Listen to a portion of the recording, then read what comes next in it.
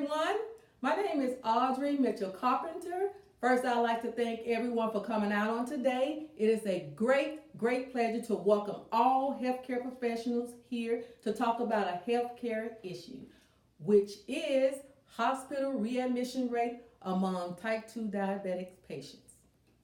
Just a little background for you. We know that type 2 diabetes is a chronic medical condition characterized by an individual body inability to maintain blood glucose at a normal level due to the body resistance to insulin, hormones, or the inability of the pancreas to produce enough insulin. Along with that, we know type 2 diabetes have contributing factors, which is heart failure, kidney failure, lower limb amputation, unhealed wounds, and also adult onset blindness.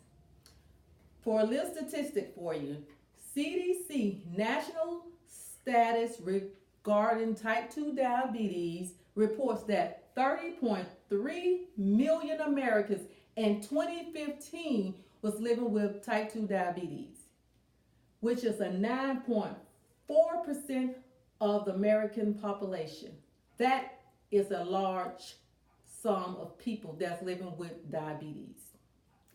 Also report 84.1 million Americans have pre-diabetes in 2017. Now, this is 2019. 2017, you're talking about 2 years ago. So that means that now the ones that was pre-diabetic are probably now type 2. This is where it becomes prevalent to us. In 2012, direct costs and indirect costs attributed to type 2 diabetes was $245 billion. And this, as the population increased, so will type 2 diabetes increase, and so will the budget for readmission for type 2 diabetes increase. To bring us back to the issue at hand, when we say readmission rate, we mean within a 30-day period. And another statistic says that 14.4 and 22.7 readmission rates were higher than any other illness hospitalized, which that illness came up to like 8.5 to 13.5. You're looking at maybe a 6 to 9% higher in type 2 diabetes readmission rates. Now, the question is, how can we help decrease these readmission hospital rates among type 2 diabetes patients? Glad you asked that question. My proposal for a resolution plan is, one, to help the patients with a substantial goal settings to control their diabetes at home and when they're at the hospital also.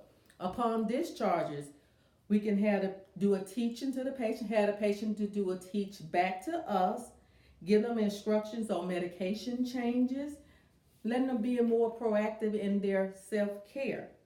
We can also have them to get involved with community service as far as community fairs where they are holding teaching for type 2 diabetes, give them information on medical health fairs, doing education seminars, and also set up somewhere where they can have pre-screening for pre-diabetes testing.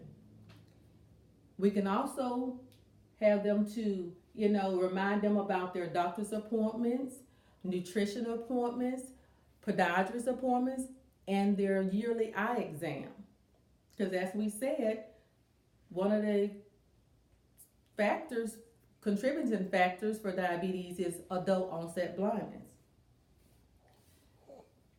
And we can also, here, where I have handouts, we could give them handouts such as these, where this is a 10-inch plate.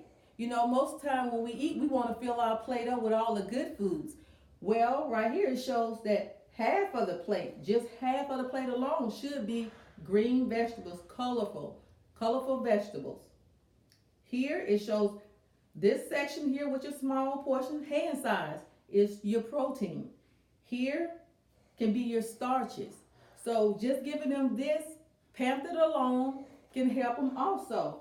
I also have another handout here where this book's talking about high glucose, their medication, insulin, how they test their blood sugars, injection site, because a lot of people don't know different injection sites. So they'll use the same injection site when they feel a low blood sugars. With these handouts, this can keep our hospital admission rate for type 2 diabetes at an all cost low. Meal planning. We know some people just eat whatever they can eat because you depends on what their budget like. This right here, even if you have a low budget, you still can eat healthy. This help counts your carb. This booklet here is your blood sugar diary for them to keep a diary. So when they go to the back to their appointments, the doctor can see exactly what their glucose been running, so he can then make changes to the medication rather than them staying on the same medication regimen, which is not being good and to their diabetes. So, and this is about medication also.